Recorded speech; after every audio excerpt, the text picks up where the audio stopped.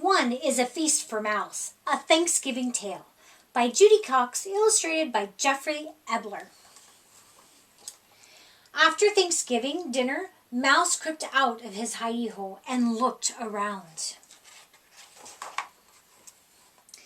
The house was quiet. Dad snoozed in his chair with his book. Mom dozed in front of the TV. Outside, the kids played football in their crisp yellow leaves.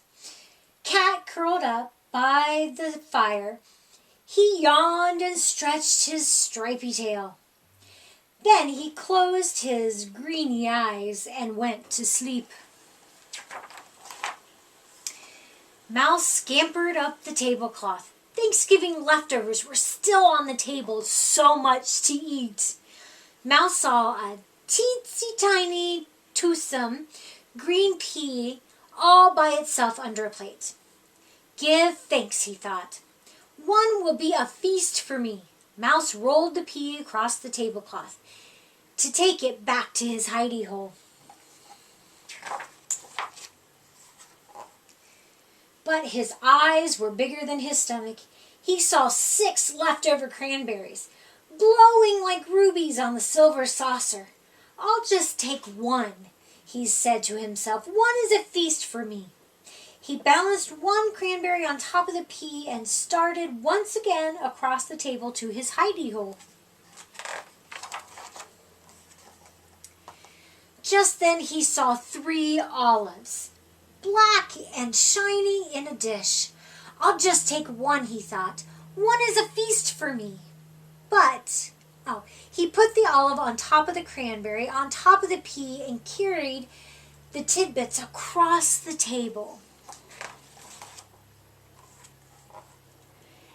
Then he saw the carrot sticks, crunchy and munchy and orange. I'll just take one, he thought. One is a feast for me. He stuck one carrot stick into the hole of the olive, balancing both on top of the cranberry on top of the pea, and started back to his hidey-hole.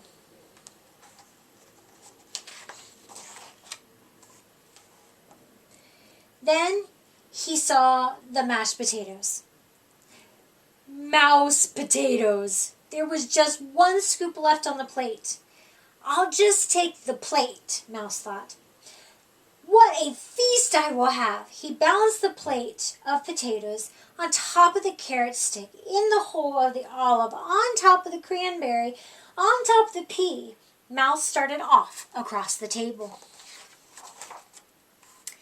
Then he saw the gravy, brown and luscious in the silver gravy boat. Gravy for the mouse potatoes, he thought. I must have that for my feast. And he balanced the gravy boat on top of the mashed potatoes, on top of the carrot stick stuck in the olive, on top of the cranberry, on top of the pea, and he started off.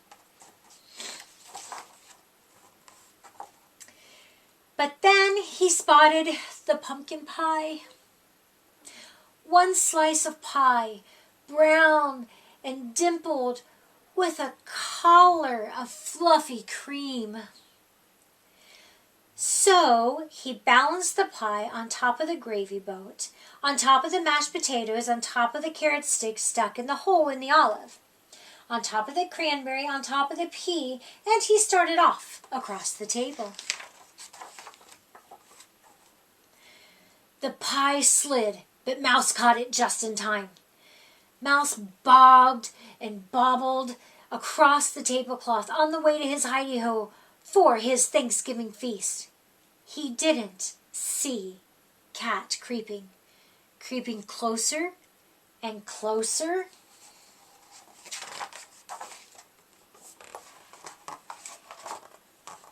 But Mouse saw the turkey, brown and juicy, surrounded with parsley.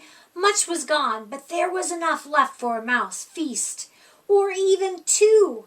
I'll just add that, thought Mouse, and he carefully placed the turkey platter on the very top of his pile.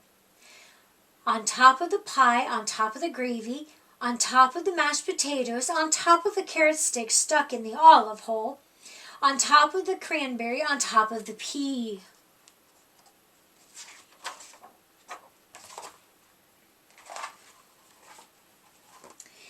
He started off across the table to his hidey hole, and there, at the table's edge, he met Cat. Greedy-eyed and hungry, clawing up the table on the tablecloth. Mouse skidded to a stop. The turkey wibbled and wobbled, slid and slipped. Mouse danced to keep his feast balance. Pirouetted like a ballerina, juggled like a platter spinner, but off slid the turkey, whoosh, with a plop, landing smack on Cat.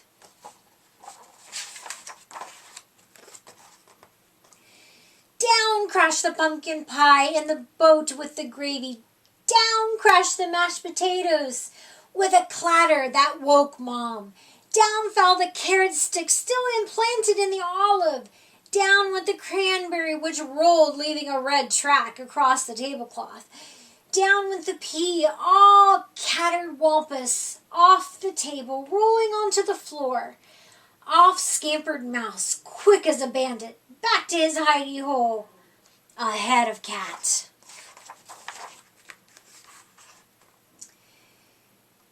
He huddled in his hidey hole, his heart pitter-pattering. He peered out. Down came the broom on the stripy, greeny-eyed Cat. "Bad kitty," shouted Mom. "Outside!" And she swept the Cat out the door. Mouse looked around, whiskers trembling with fright. "No Thanksgiving feast for me," he thought. Just then he spotted, glowing in the corner,